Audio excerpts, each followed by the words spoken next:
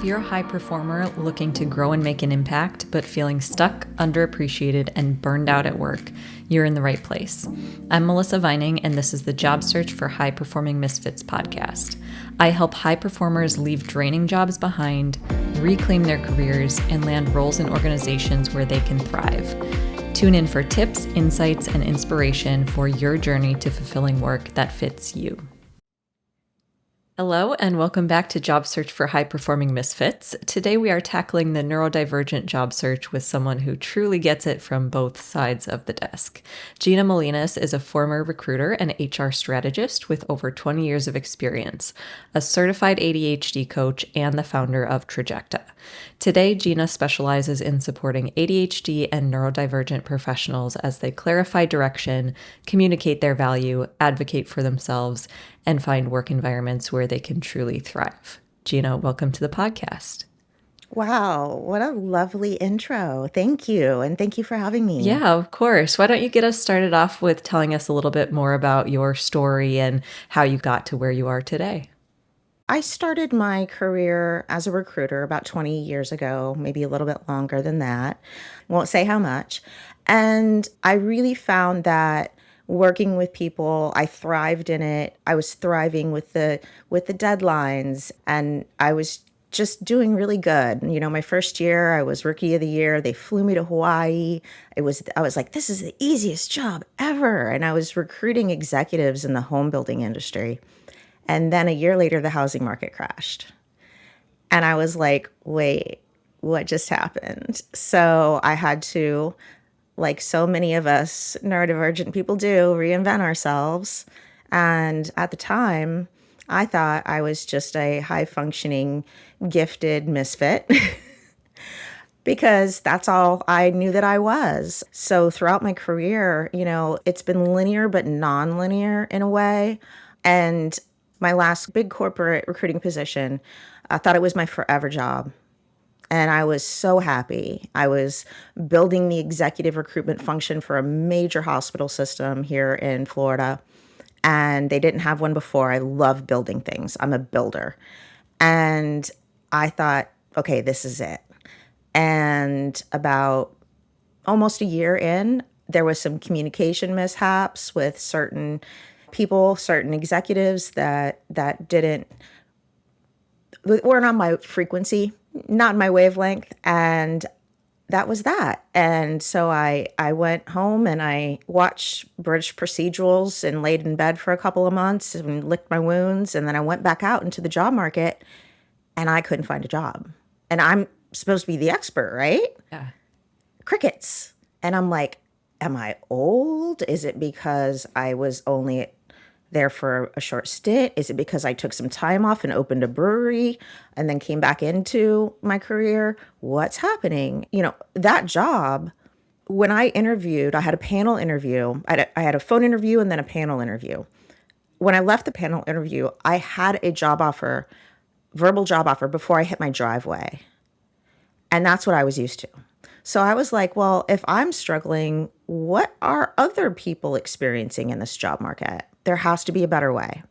And so that's when I decided to take everything I learned 25 years on the other side of the desk and apply it to being a career transition coach. And that's how Trajecta began. So over time, I was diagnosed with ADHD in my 40s, right about when perimenopause hit. And all my hormones were just everywhere. And my doctor had told me for about a year. I got really lucky. My primary care provider, she is an expert in neurodivergency, and that's very uncommon. She told me for about a year, and I was like, no, look at my perfectly curated, scheduled life. Look how successful I am.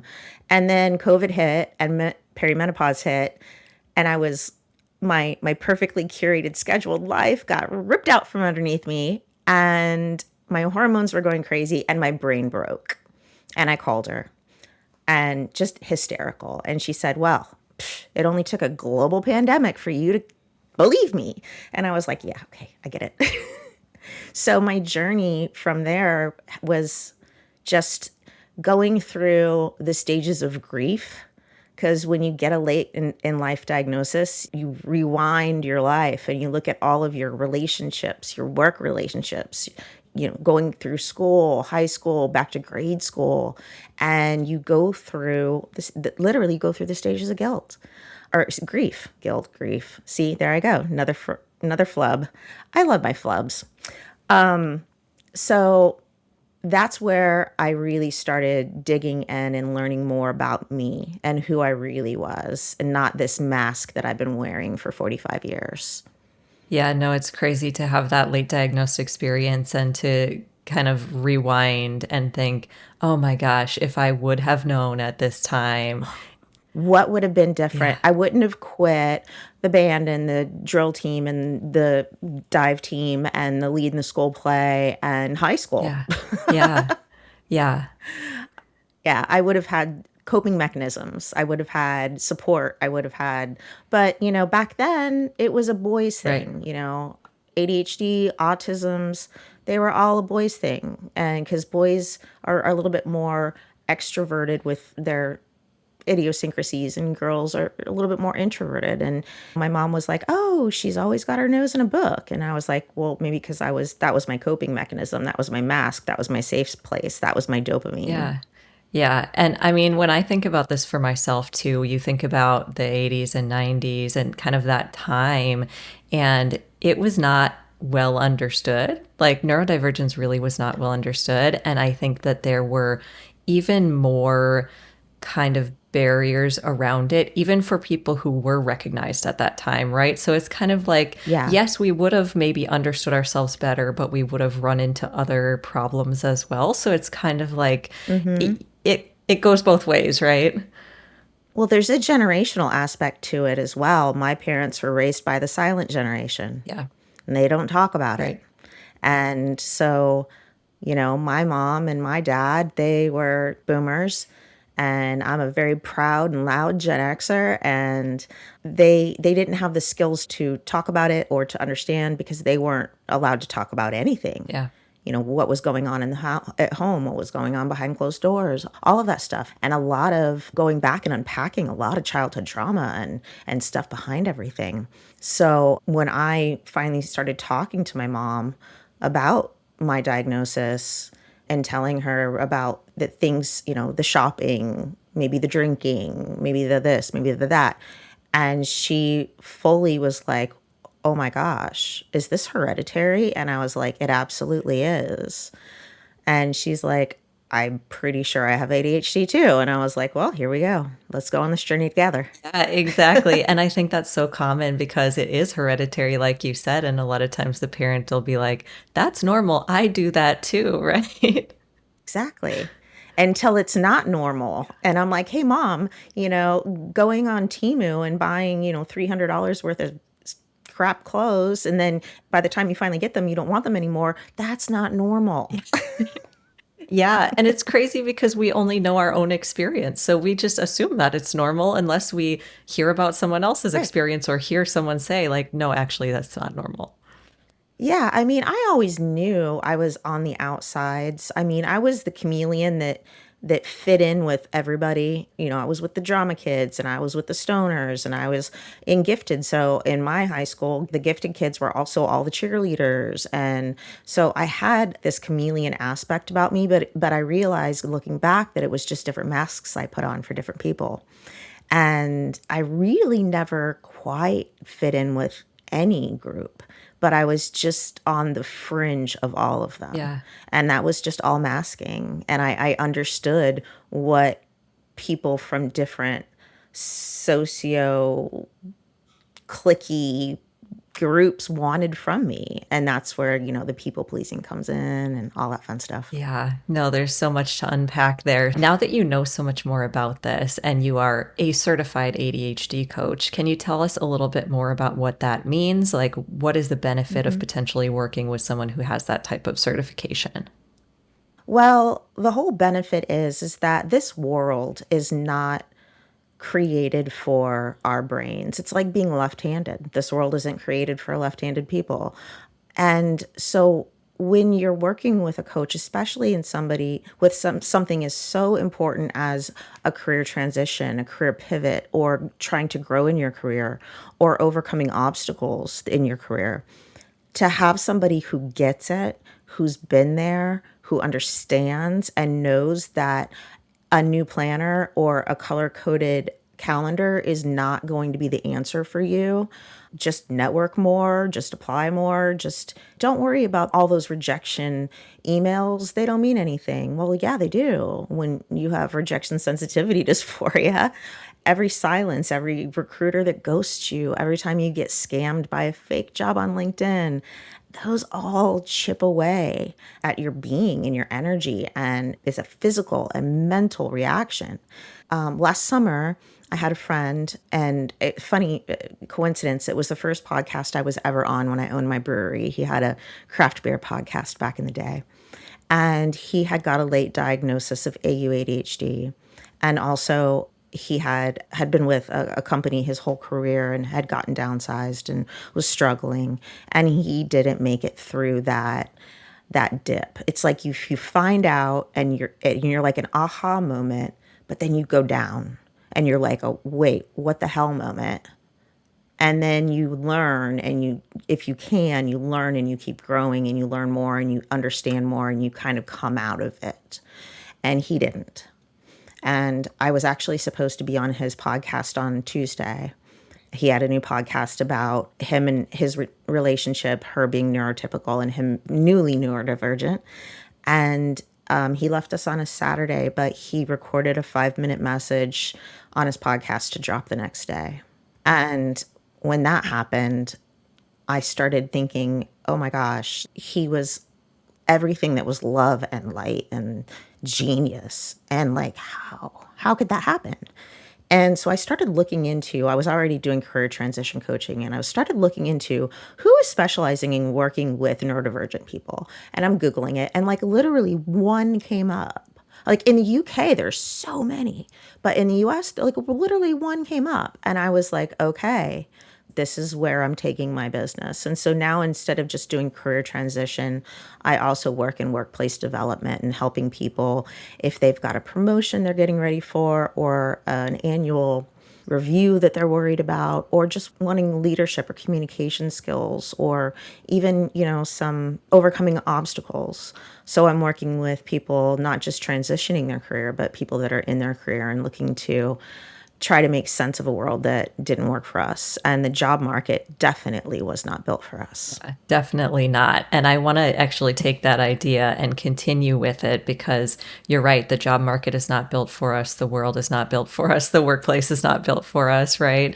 So how can we approach a job search with this reality, but also using our neurodivergent strengths? Because like you kind of alluded to, we have these amazing strengths, that no one else has, and make us unique and stand out and contribute so much more. So what is your stance on that? I really, when I'm working with somebody that's neurodivergent anywhere on the spectrum, it's really about understanding what their strengths are and what their struggles are, and building a structure that's built around that. The job market right now, it's like, even for a neurotypical person, you've got 47 tabs open on your browser. You've got all of these job searches going, and they're getting emailed to your inbox every day. And it's a lot. The overwhelm is so much. So it's kind of taking a step back, identifying like what are their non-negotiables moving forward, whether it's in a transition or within their job. What needs to change? What can we do? What companies are going to be have more access for us and have more understanding? What companies don't? Even career paths and pivots. If this isn't working for you, what really does? And it's really peeling the layers off the onion and getting to the core issues, and then building a support system and a structure around that. And when I say structure, I know that makes a lot of neurodivergent people go, ew. But there is a way to have structure without creating task paralysis or executive dysfunction or any of those things. And so that's why it's so important, I think, for neurodivergent people that are in the job market or are trying to navigate their career to work with somebody who understands how their brains work and how a little thing could knock them off for the day. You know, it's like I never have doctor's appointments at 3 o'clock because I'll be paralyzed all day. I can't do anything until three Yeah. o'clock. You know, and it's just working around those things and figuring out because we're all so different Yeah.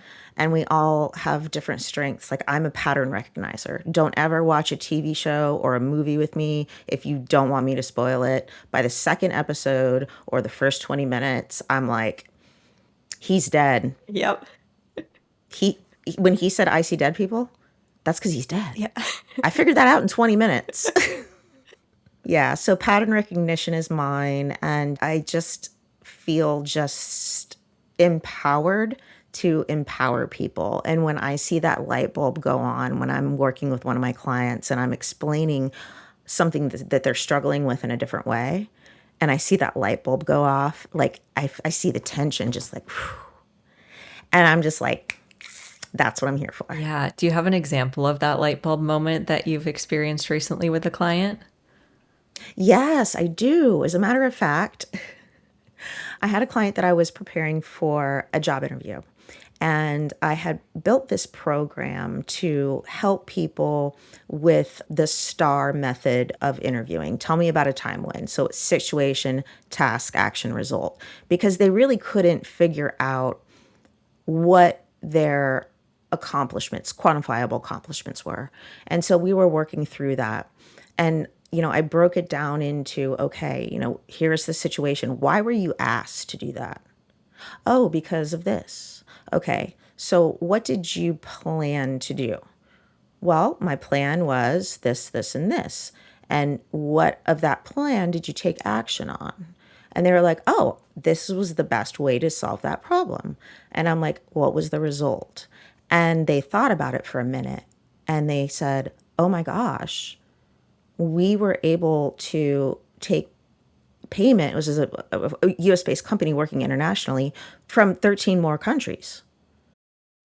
And they're like, oh my God, that was so easy. Why was it so hard? And I'm like, you just have to break it down step by step. Yeah.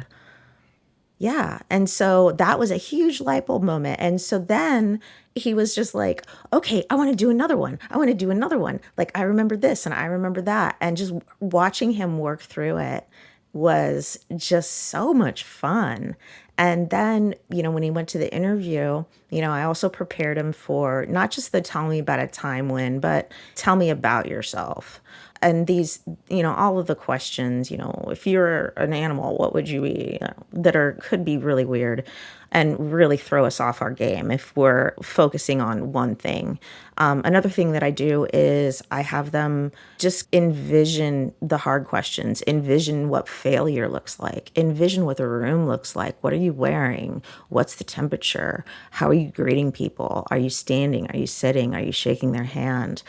And having them go through that kind of Michael Phelps situation when his goggles got filled with water during the Olympics, but he had actually planned for that Yeah. through visualization. And so everything that I can do to prepare people for interviews and salary negotiations, which can be so scary because a lot of us are non-confrontational and we think it's confrontation. It's not. It's negotiation. I'm like, would you go to a car lot and just buy a car on this based on the sticker price, which they call the dummy price?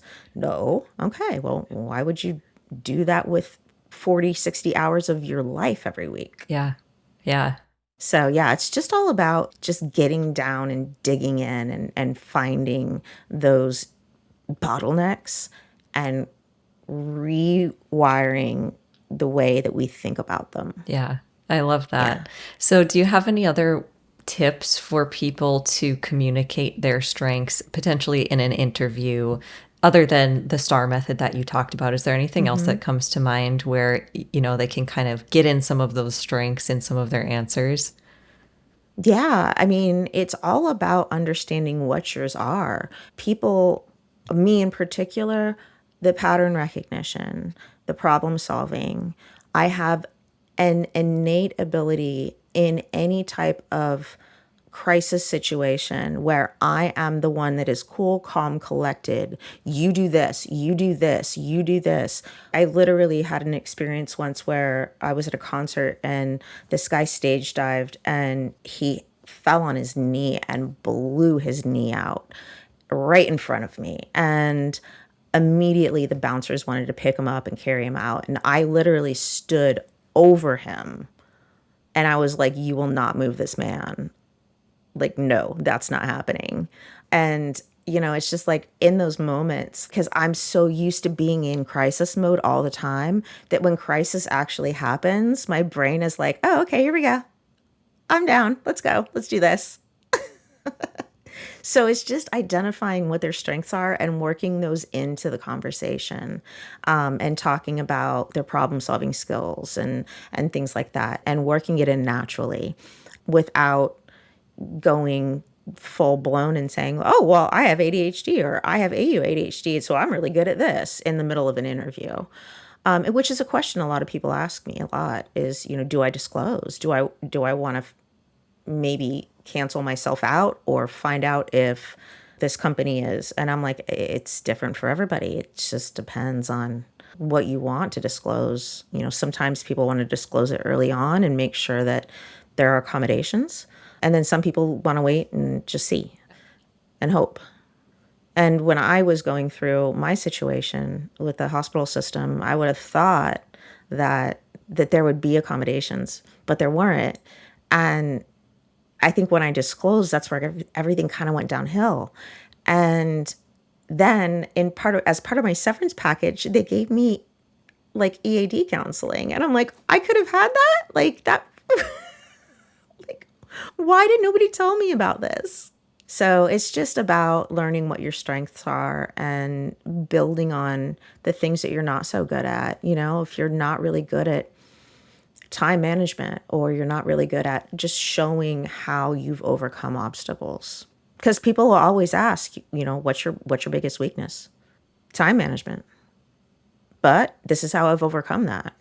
Or whatever it is, but then showing them how you've built on that and learned the skills to navigate that thing that you already know, because self-awareness is where it all begins. Yeah, no, I totally agree with that. And I think that your idea of making sure they really understand their strengths from the beginning is so important, because then it becomes essentially your personal brand. When you're coming into the conversation, you're always coming back to, this is how I'm contributing. This is where I really shine.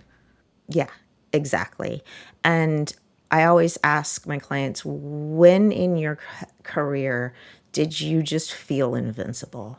What were you doing? What was your day to day? Who are you interacting with? And then let's recreate that now. And sometimes they're like, oh, I was a camp counselor, or it was my first job, or it was my third job, and it was just such a great environment. Okay, let's recreate that, and let's find the companies that have those values, and let's find the positions that your strengths will be applauded, as opposed to moving away from positions where in the past you've struggled because of communication or time management or this or that. If you have bad time management skills, you don't want to be an executive assistant for a CFO, because you're having to schedule meetings and flights and travel and this and that, and you have to be on top of every little thing. That's not for you. Yeah. Yeah. No, I think I don't want to have any stereotypes necessarily, but a lot of the ADHDers that I know love ideas and they love learning and they love to brainstorm and those kinds of things, and maybe not as much with the executing. So we want to make sure. Exactly. 30,000-foot thinkers. Lots of sales and marketing people.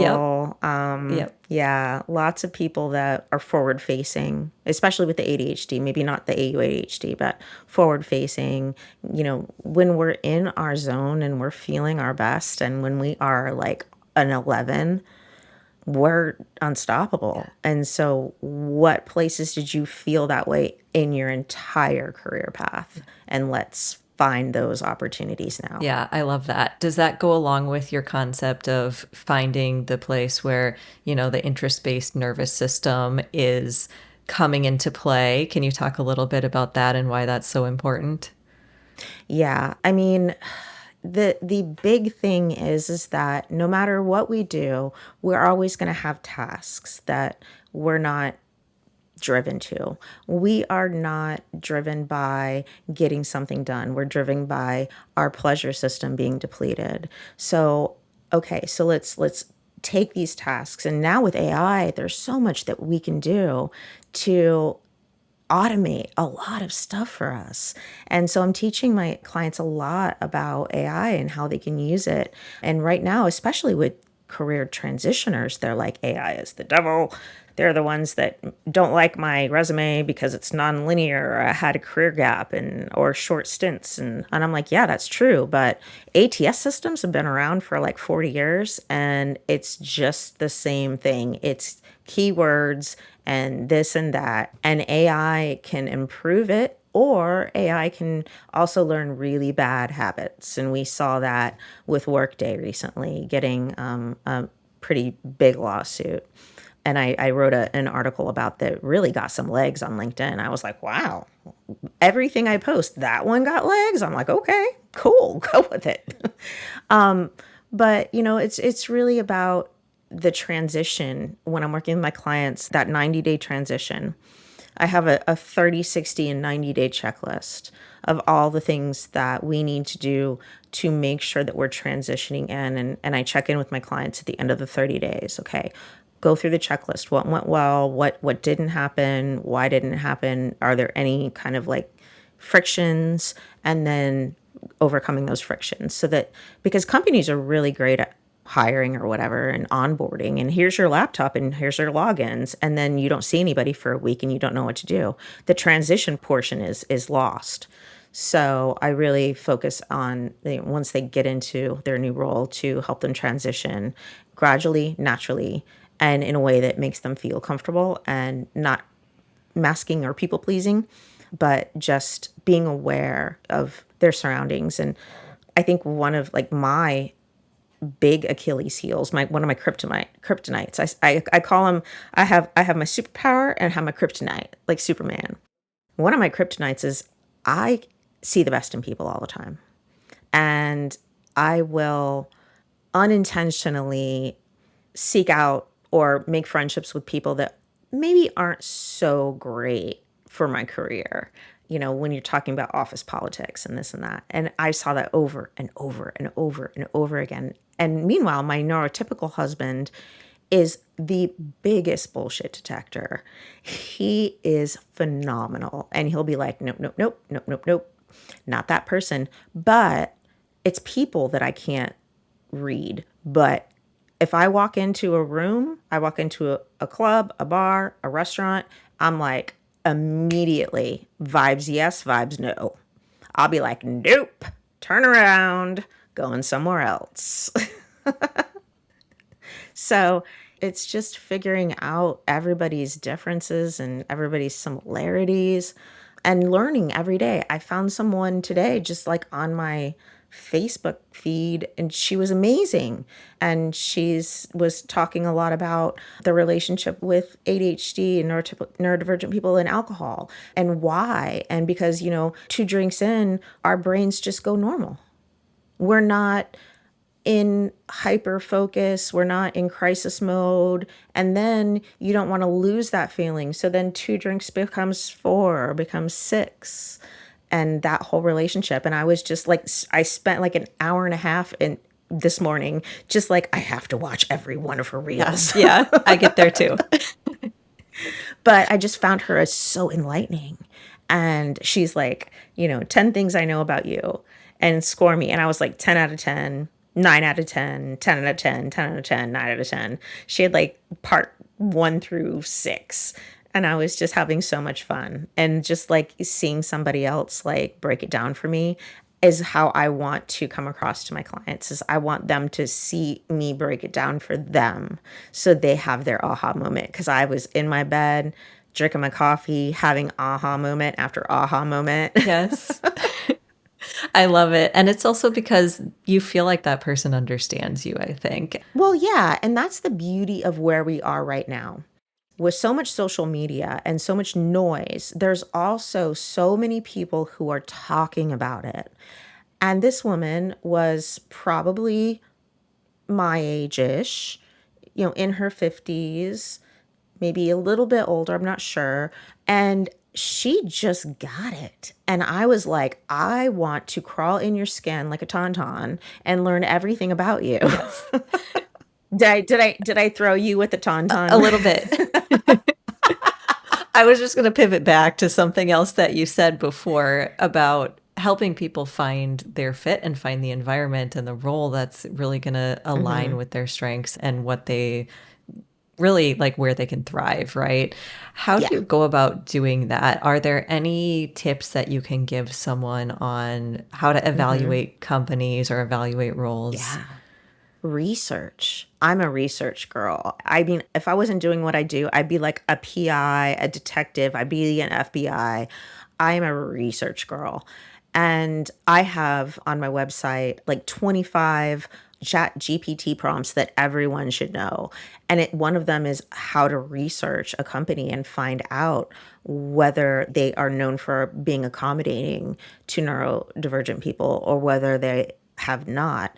And with so much information out there and people like going on Glassdoor and it searches a lot of like Reddit subreddits, like recruiting hell and ADHD and this and that, all these subreddits. And it finds like all of these companies and I actually have a program that grades them.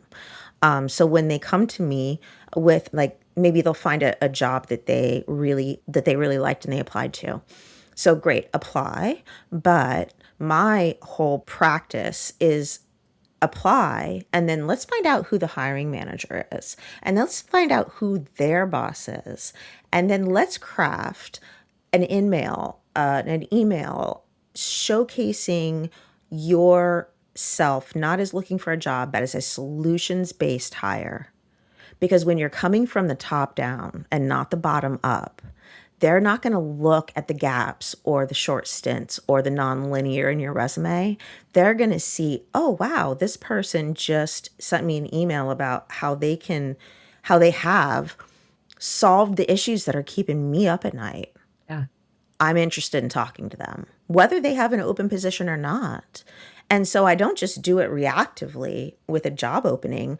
I go out and look for the companies that are, going to be good companies for them, identify the people that, would be a natural leader or a step above for them in their journey, what they do, whether it's sales or marketing or finance or whatever.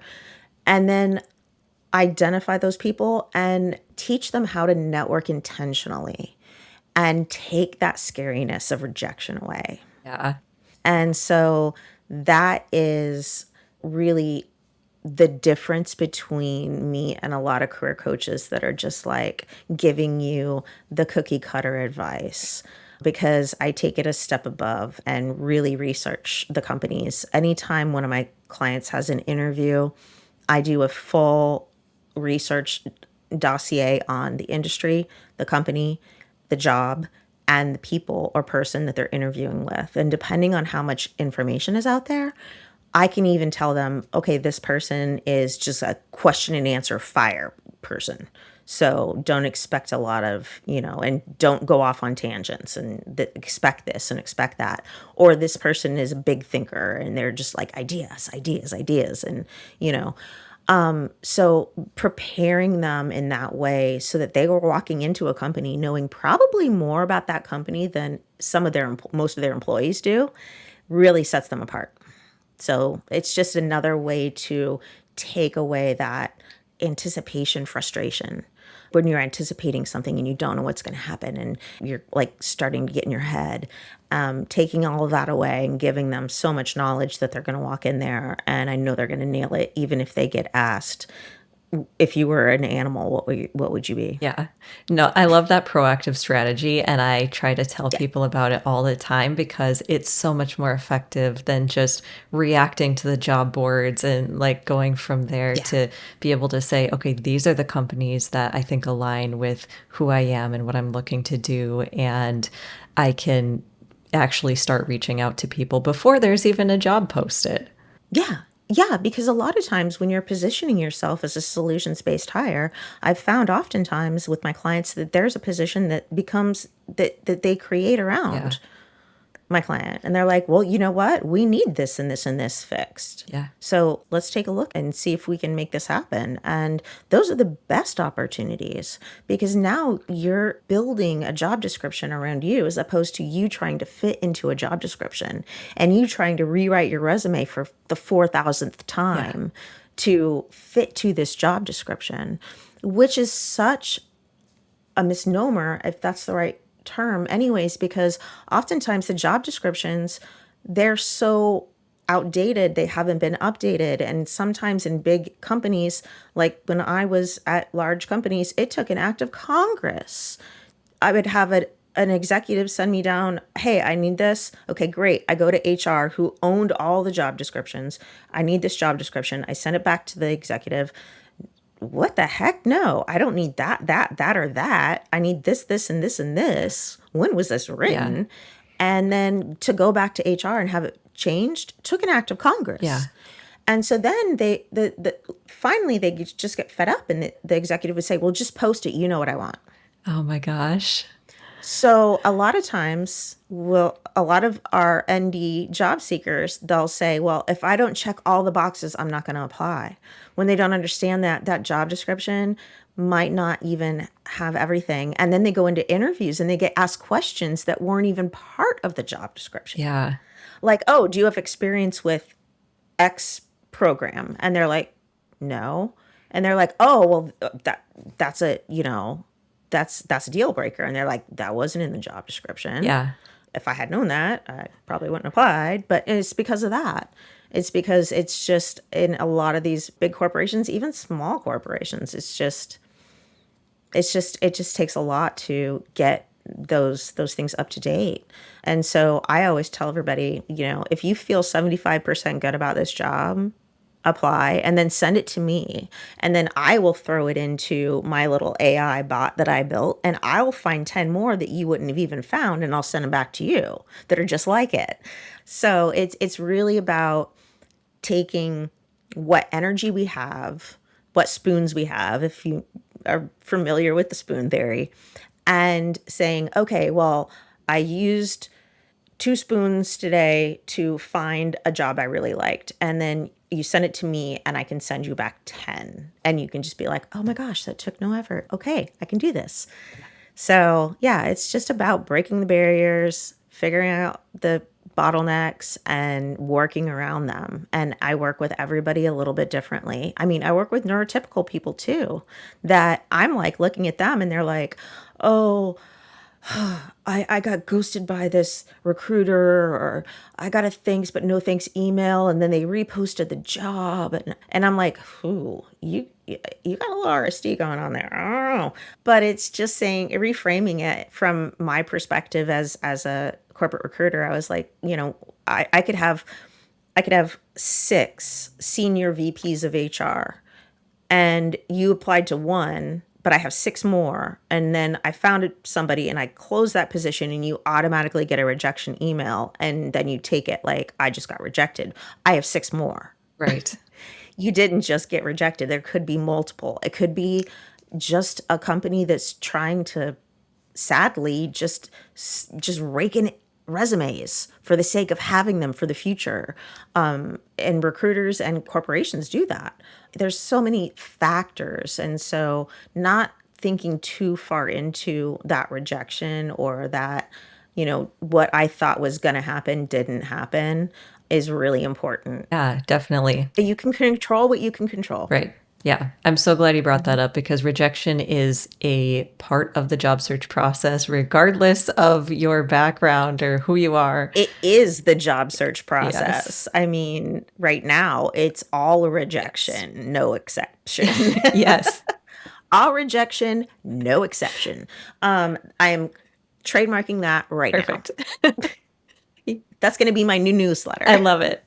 So I like how you reframed that, like the rejection part of it. Is there anything else, like any other tips you give people about rejection and trying not to internalize it, or anything that people can do to kind of get past that?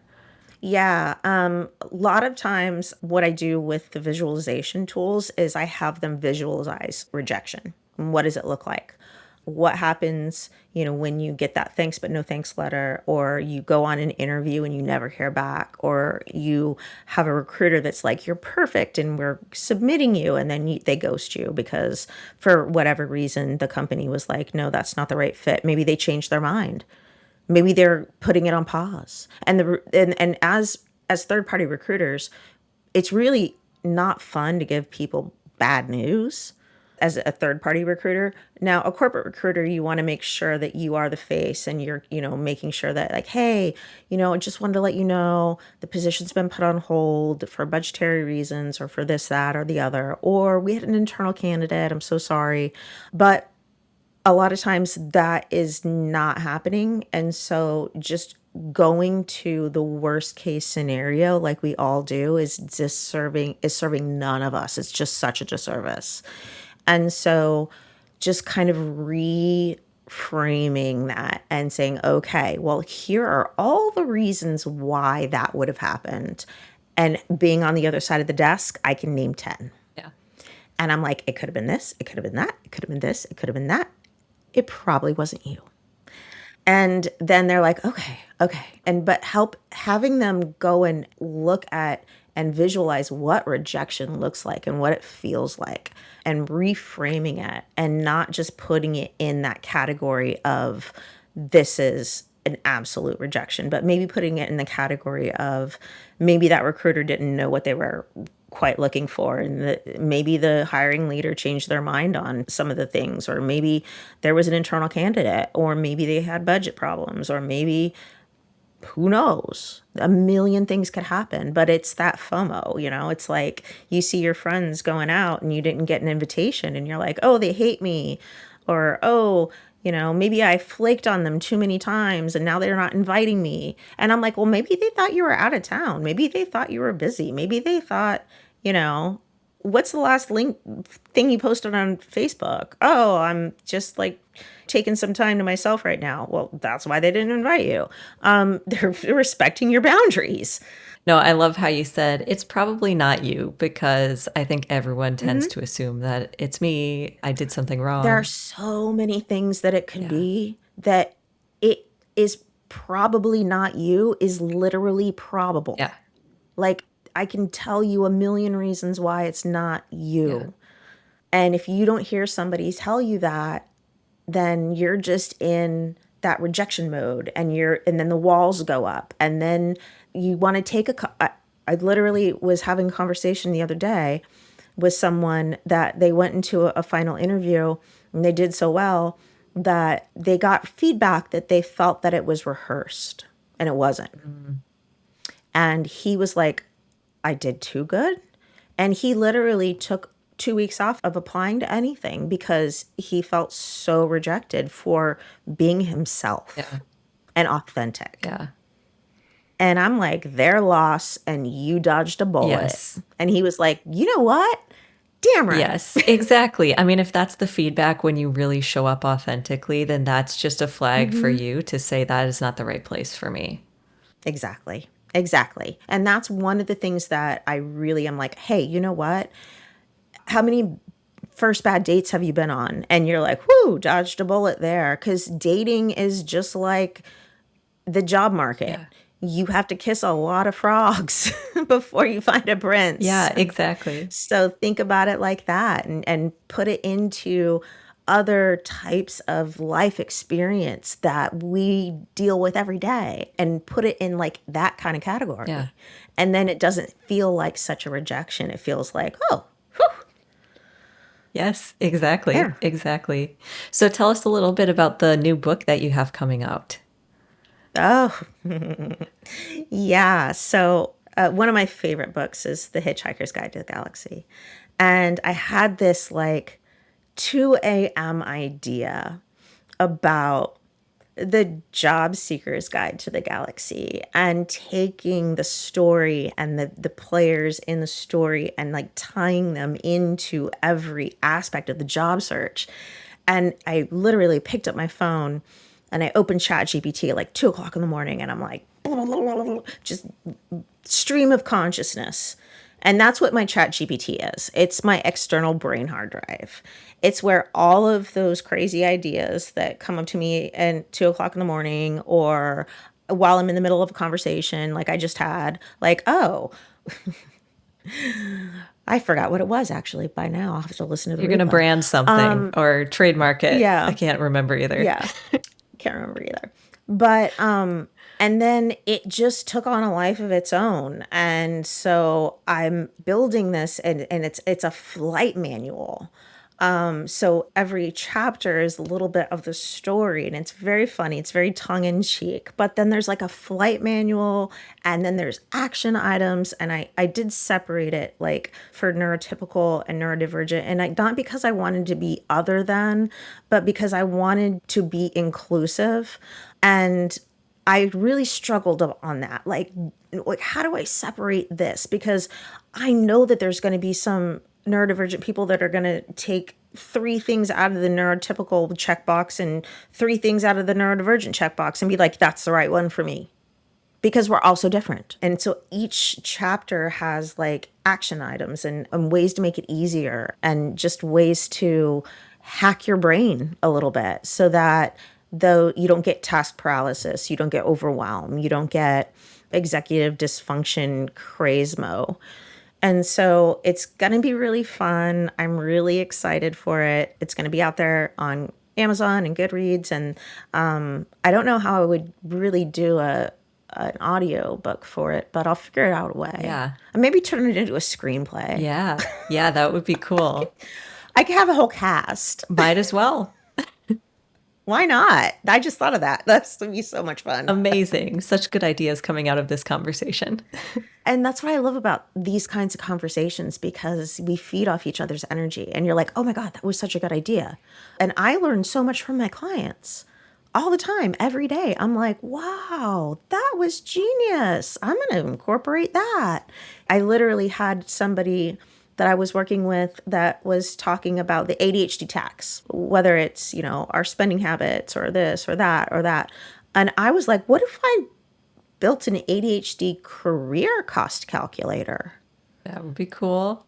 What would that look like? Not negotiating for a higher salary, staying in the same job longer than you should because you're comfortable, not going for that promotion because you're just hoping they're going to recognize you, all of those things. And so I actually built an ADHD career cost calculator that shows you how much money you might have lost in a year based on where you are, that you can take back. And then it gives you the skills to improve if you didn't ask for that promotion, if you stayed in that job too long because you were comfortable, if you didn't negotiate your salary, how do we fix that moving forward? Yeah, that's amazing. Yeah, and that just came from a conversation just like we're having right now. Yeah.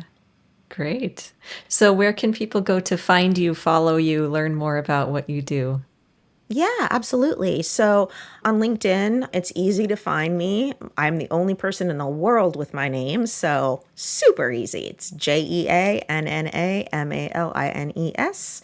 I had been really so bad at social media, and I finally just said, you know what?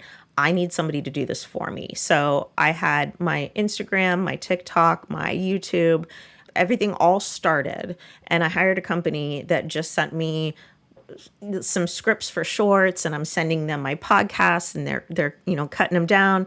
So you'll be able to find me on all the social media platforms. And as soon as I get that, like, it started, I'm gonna be on there every day. Like, oh my God, guys, you do not believe what I just did. I just totally flubbed, and I called myself a career transition coach for neurotypical people on a podcast, and just laugh about it. And just like, whatever idea I come up with, if I'm walking my dogs, I might just go live and just be like, hey, who's out there? What do you want to talk about today?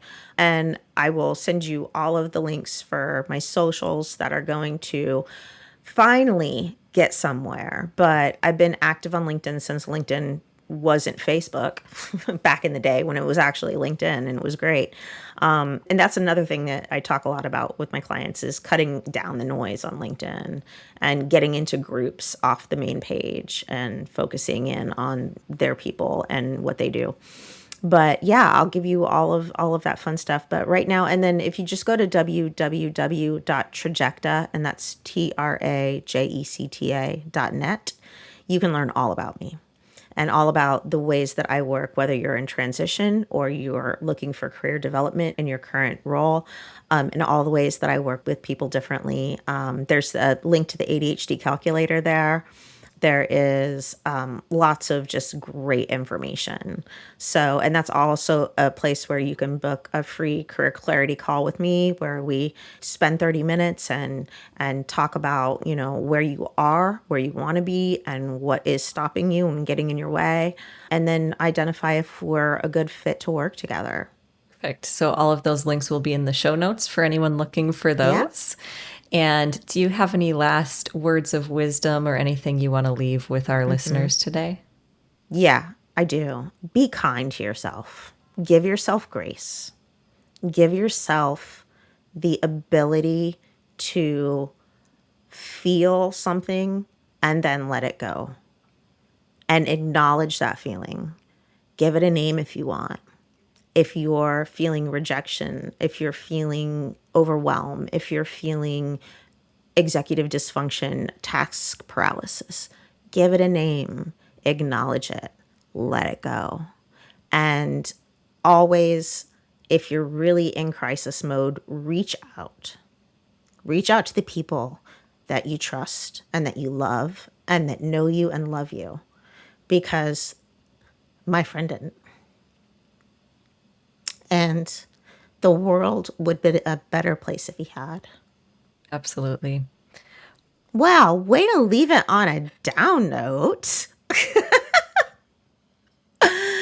And have fun and embrace your quirkiness and embrace your superpowers and learn them. If you don't know them, figure them out. And if you don't know how to figure them out, reach out to somebody, whether it's a counselor or a therapist or somebody else that you know that is neurodivergent, and they'll tell you, oh my gosh, didn't you know that you're this, that, and the other? And listen to them. Excellent. All right, Jeanna, thank you so much for being here. It's been great. Thank you for having me. It's been so much fun. If you love this podcast, be sure to hit subscribe, leave me a review, and share it with a friend so we can help more high-performing misfits find work they love. See you next time.